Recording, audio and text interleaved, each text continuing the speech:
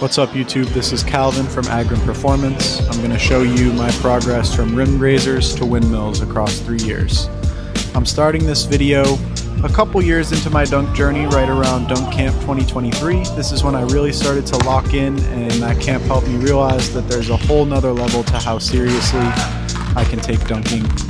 Right around here I had my first group session ever with Sam, Connor, and Bohan. I was locking in on my lifts, really starting to push my squat, and at the time I was doing jump science.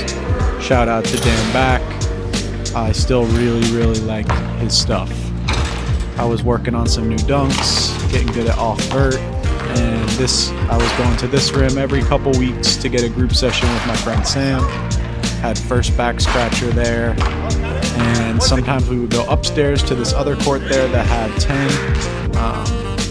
And then this was another court in the same area with 10. A lot of these first dunks Sam is there for, so shout out to him.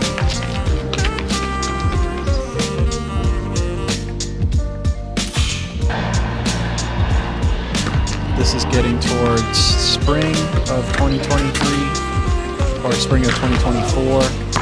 Starting some Windmills, summer 2024. Went to China, dunked there, met some cool kids. This is in Japan. I had one of my favorite group sessions ever with Hiroki right there, and Ayumu, who I'm showing right here.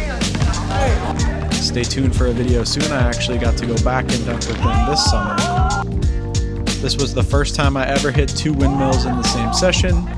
Not 10-foot rim, but still pretty cool. First between the legs, and then right here, this has been my court lately. My go-to court, but this was actually my first time ever dunking at Brooklyn Bridge Park. And it was another group session with my boy Dev, Trains 10. Only time I got to meet him. Shout out my friend CJ, hyping me up there. That was my 11-foot touch at dunk camp. Fist bumping Andy. Got to meet some more of my idols. See Donovan dunk, see Kilgannon go off, and I was even more motivated. This right here, not my favorite day of all time. I was having a great session.